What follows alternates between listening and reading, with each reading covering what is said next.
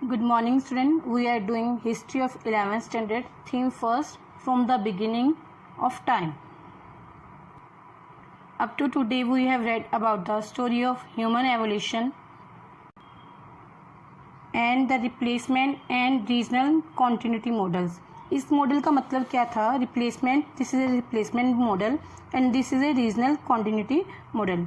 Replacement model हमें बताता है कि जो ह्यूमंस का उद्भव हुआ, जो मनुष्य पैदा हुआ, सिर्फ अफ्रीका में ही पहले पैदा हुआ, उसके बाद आगे दूसरे देशों में चला गया.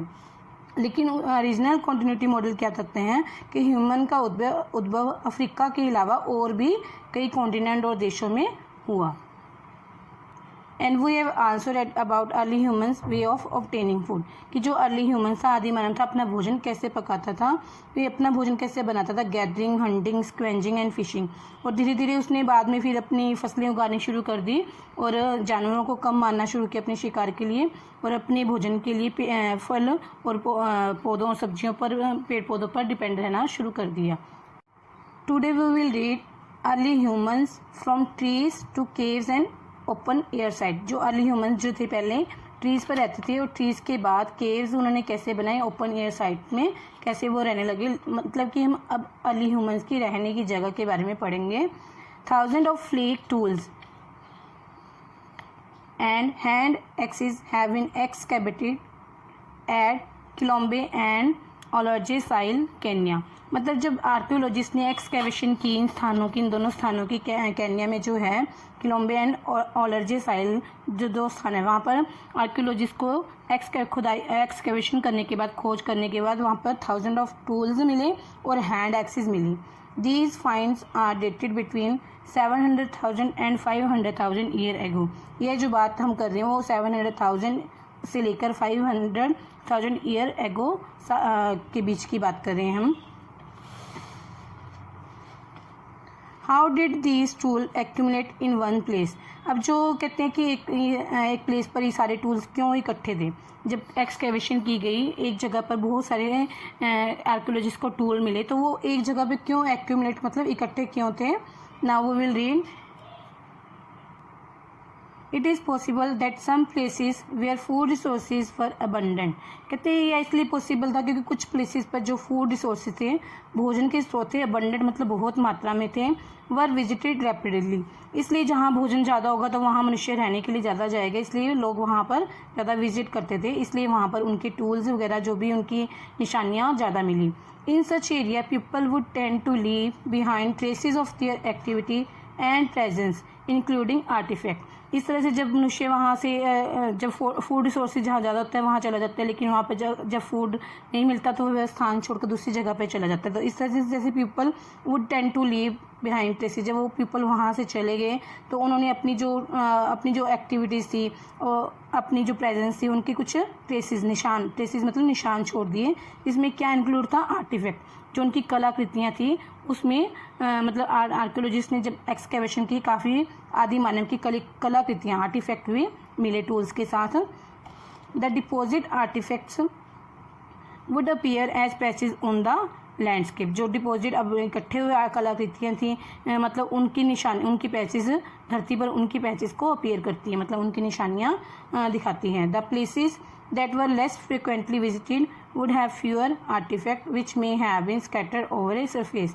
क्योंकि जो प्लेसेस जहाँ पर कम जाते थे लोग, तो वहाँ पर आर्टिफैक्ट भी कम बिखरे हुए आर्कियोलॉजिस्ट को मिले.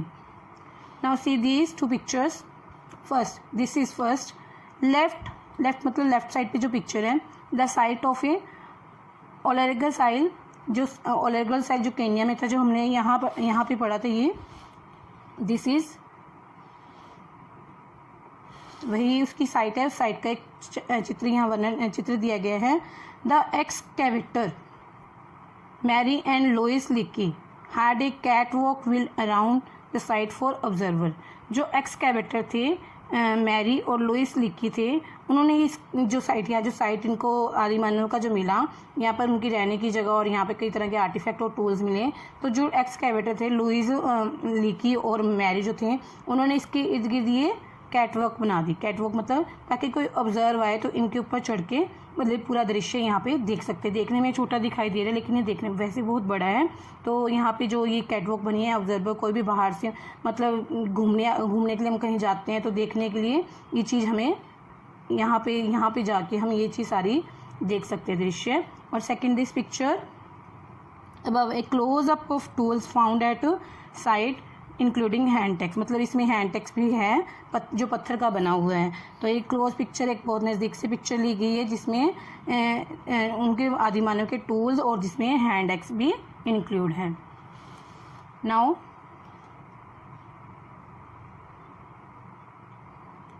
it is also important to remember that the same location could have been shared by hominids, other primates and carnivores। मतलब यह भी इम्पोर्टेंट है, ये भी याद रखने वाली बात है कि जो होमोनिड्स से, प्राइमेट्स से एंड कार्निवर्स थे वो सेम लोकेशन ही यूज़ करते थे, मतलब इकट्ठे ही वो रहते थे। Look at the diagram below to see how this may have work. मतलब ये डायग्राम आपको बताएगी कि कैसे वो इकट्ठे रहकर वर्क, मतलब कैसे खाना पीना करते थे, कैसे रहते थे, सारे इस डायग्राम में ही वर्णन किया गया है। See this picture here hominids in tree, जो होमोनिड्स ट्री पर रहते थे। लियोपार्ड फीडिंग इन ट्री, मतलब लियोपार्ड फीड भी ट्री पर अपना भोजन प्राप्त करते थे ट्री से ही। मतलब ट्री पे अगर कोई जानवर मर जाता था, यहाँ जैसे यहाँ आउल का दिखाया गया है, उल्लू बैठे हैं यहाँ पर।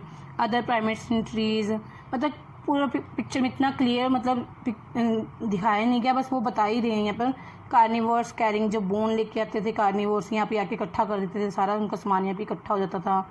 सिक्वेंजर्स रिमूव, जो सिक्वेंजर्स यहाँ पे मरे हुए जीव जंतु मर जाते थे नेचुरल क्लाइमेटी से, या फिर कोई और हिंसक जानवर उनको मारता था तो वो यहाँ पे पड़े होते थे, तो दूसरे जो होमोनिड्स वगैरह कुछ जो थे वो उनको खा लेते थे। तो सारी पिक्चर ये सारी यहाँ पे प्रदर्शित की गई है कि होमोनिड्स प्राइमेट्स और कार्निवोर्स से इकट्ठे रहकर ये अपनी एक्टिविटी सारी करते थे। Archaeologists suggest that early hominids such as Homo habilis probably consumed most of the food where they found it। कि आर्कियोलॉजिस्ट क्या सजेस्ट करते हैं, जो अर्ली होमिनिड थे सच एज होमो हैबिलिस, वो प्रोबेबली मतलब संभवत है जो अपना कंज्यूम मोस्ट ऑफ फूड कहाँ से कंज्यूम करते थे, वेयर दे फाउंड इट, जहाँ से वो मिले थे, जहाँ से उनके अवशेष मिले हैं वहीं से वो अपना भोजन प्राप्त करते थे। Slept in different places and spent much of their time in tree, मतलब अलग अलग जगह पर सोते हुए थे और सारा अधिकतर टाइम ट्री पर ही बिताते थे। मतलब जो पहले के जो मानव थे बहुत पुराने समय में वो अधिकतर ट्री पर ही रहते थे, क्योंकि उनको पैरों पे खड़ा होकर चलना नहीं आता था और उनके 4 पैरों पे चलते थे, वो ट्री पर बड़े आसानी से चढ़ सकते थे। और ट्री पर पेड़ों पे इसलिए रहते थे क्योंकि उनको दूसरे भयंकर जानवरों का डर रहता था, इसलिए वो धरती पर कम और पेड़ों पर ज़्यादा रहते थे। How would bone have reach the side, कहते हैं अब इन साइड पे बोन्स कैसे पहुंची। How would stone have reach in side, stone कैसे पहुंचे यहाँ पर, this is stone. Would bones have survived intact, मतलब अब क्वेश्चन इतना मतलब जब देखते थे दिमाग में कई बार क्वेश्चन आता है कि चीज़ें कैसी हुई। Next page number 20। Between 400,000 and 125,000 year ago की बात कर रहे हैं हम, इन दोनों के बीच की बात कर रहे हैं। Caves and open air site began to be use, मतलब इस टाइम में केव्स, आदि मानव ने केव्स भी बनाने शुरू कर दिए और ओपन साइट में भी रहना शुरू कर दिया। पहले वो ट्रीज पर रहता था लेकिन उसके बाद धीरे धीरे वो केव्स में भी रहना शुरू कर दिया उसने। Evidence for this come from site in Europe से हमें इसके एविडेंस मिले। In the Lazaret cave in the southern France 12/4 meter shelter was built against the cave wall, मतलब जो एक फ्रांस में जो लेजर्ट cave in the Lazaret cave इन कहते लेजर्ट में केव मिली जो सदर्न फ्रांस की जगह है, वहाँ पर जो केव का साइज था, झोंपड़ी का साइज था 12/4 मीटर थी। इनसाइड इट वर 2 हार्थास, हार्थास मतलब चूल्हे जो जिसमें हम आग वगैरह जलाते हैं वो चूल्हे, उन चूल्हों की बात करें तो 2 चूल्हे थे उसमें। And evidence of different food sources, कई तरह के फूड सोर्सेज भी थे जिसमें fruit, vegetable, seeds, nuts, birds, eggs and fresh water fish, मतलब ये चीज़ें उनके भोजन में थी। एंड अनदर साइड, दूसरी साइड क्या देखने को मिली, Terra Amata on the coast of southern France, जिसकी यहाँ पिक्चर भी दी हुई है, सीधा picture, this is the picture of this is a reconstruction of ए हट एट टेरा अमाटा, मतलब दोबारा से रिकन्स्ट्रक्शन हो रही है, क्योंकि पहले जो मानव रहते थे वो उनके मरने के बाद, उनके ख़त्म होने के बाद ये झोंपड़ियाँ टूट फूट गई थी। जब आर्कियोलॉजिस्ट ने इनकी एक्सकेवेशन की तो दोबारा रिकन्स्ट्रक्शन, मतलब थोड़ी थोड़ी कंस्ट्रक्ट किया कि बाहर से कोई ऑब्जर्वर आए तो उन्हें, घूमने वाले जो लोग आते तो उन्हें देख सके। फ्लिम्सी shelter with roof of would and grasses were built for short term seasonal visit. कहते हैं इनके जो शेल्टर थे, ये जो शेल्टर थे फ्लिम्सी शेल्टर थे, मतलब कच्चे थे, ज़्यादा पक्के घरों की तरह कच्चे थे, घास फूस के, with roof of would and grasses were built for short time. जो जिसकी रूफ जो वुड लकड़ी और घास की बनी होती थी वो छोटे समय के लिए बनाते थे, सीजनल विजिट के लिए। मतलब ये लोग जो आदि मानव टिक्के तो रहते नहीं थे, वे अपने भोजन की तलाश में इधर उधर घूमते रहते थे, इसलिए जहाँ पे उनको लगता है, जिस सीजन में लगता है किस जगह पे उन्हें क्या मिले, तो वहाँ वो जाकर अपनी चीज़ें ढूंढते थे, इसलिए जो उनकी हट थी फ्लिम्सी थी। Pieces of baked clay and burnt bone along with stone tools dated between 1.4 and 1 million year ago। कहते 1.4 से लेकर 1 million year ago में हमें क्या मिला, जो पीसीज मिले बेक्ड क्ले के, पकी हुई क्ले के, बर्न्ड बोन जली हुई हड्डियों के, अलॉन्ग विद स्टोन टूल्स जिसमें स्टोन के टूल्स लगे हुए थे। मतलब जो हड्डियों से पहले एक्सेस वगैरह, जो भी हैंड एक्सेस कुल्हाड़ियाँ वगैरह बनती थी, कुछ भी औजार बनते थे, वो हड्डियों और पत्थरों को मिलाकर बने थे। इसलिए जो हड्डियों के जो स्टोन के टूल्स थे, पत्थरों के टूल्स थे, उनके अंदर क्या बनी थी, लगी हुई थी बर्न्ट बोन, जली हुई बोन लगी हुई थी। इसके हमें ट्रेसेस मिले हैं 1.4 मिलियन ईयर एगो से लेकर 1 मिलियन ईयर एगो के लगते हैं वो। तो ये टाइम कितना होता है, 1 million year ago this time, see this, and 1.4 million year ago, मतलब इतने साल पहले की हम बात कर रहे हैं कि हमें जो जली हुई हड्डियों के और बेक्ड क्ले के पीसेस हमें मिले।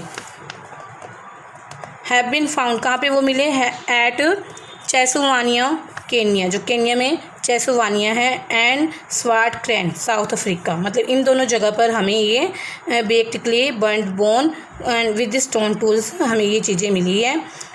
Were these the result of a natural Bush fire और वोल्केनो इरप्शन। अभी जो जला हुआ सामान मिला तो, और पकी हुई क्ले मिली, तो क्या ये नेचुरल बुश फायर थी, मतलब जब नेचुरल तरीके से झाड़ियों में जब आग लग जाती थी पुराने समय में, क्या उसका नतीजा था, या कोई वोल्केनिक इरप्शन हुआ था उसका नतीजा था। और were they produce through deliberate control use of fire. उस समय लोग मतलब ध्यानपूर्वक आग भी यूज़ करते थे, मतलब खुद भी आग जलाते थे। क्या उन्होंने अपनी आप मतलब आग जलाकर इनको पकाया था, इनको जो क्ले को पकाया था और बोन्स को जलाया था, क्या ऐसा कुछ था? We don't know really now, हमें इसके बारे में अभी कुछ नहीं पता कि जो जली हुई हड्डियाँ वगैरह मिली वो नेचुरल बुशफायर या वोल्केनो इरप्शन से हुई, या ह्यूमन खुद उन्हें जलाता था। हमने यह क्या पढ़ा था, जो हमें केव्स के जो एविडेंस मिले उसमें 2 हाटास भी थे। हाटास मतलब चूल्हे जिसमें आग जलाई जाती हैं। आज भी हमारे पुराने घरों में हाटास देखने को मिलते हैं, गाँवों में भी घरों में देखते तो हाटास मतलब चूल्हे हैं। Hearths on the other hand are indication of the control use of fire. कहते जो हाटा जो एविडेंस मिले, चूल्हों के एविडेंस मिले, उसको देख के लगता है कि फायर का कंट्रोल था उन लोगों पर, मतलब लोग खुद चूल्हों में आग जलाते थे। This had several advantages. इसके कई, जो चूल्हों में लोग आग जलाते थे, बड़े बड़े चूल्हे होते थे, उनके छोटे चूल्हे नहीं होते थे, उनमें आग जलाते थे, उसके बहुत एडवांटेजेस थे। वो क्या थे, fire provide warmth and light inside the cave. जो फायर थी केव के अंदर लाइट रोशनी देती थी और गर्मी भी देती थी। And could be use for cooking, और खाना पकाने के लिए भी वो आग यूज़ की जाती थी। Beside fire was use to harden wood, और जो फायर थी वुड को हार्ड करने के लिए भी यूज़ की जाती थी। For instance the tip of the spear की टिप भी उससे मतलब बनाई जाती थी। The use of heat also facilitate the flaking tools को फ्लैक करने के लिए यूज़ की जाती थी। As important fire could be use to scare away dangerous animal, और जो आगे डेंजरस एनिमल से बचाने के लिए भी प्रयोग की जाती थी, क्योंकि उस समय आदि मानव को डेंजरस एनिमल से खतरा होता था, इसलिए वो आग जला कर रखते थे। जहाँ पर आग जलती थी वो एनिमल्स वहाँ पर आते नहीं थे, क्योंकि आग से उनको डर लगता था। इसलिए जो आग जो थी हाटाज में, जो चूल्हों में आग जलाते थे, उनके काफ़ी एडवांटेजेस थे। Okay student, it's enough for today, have a nice day.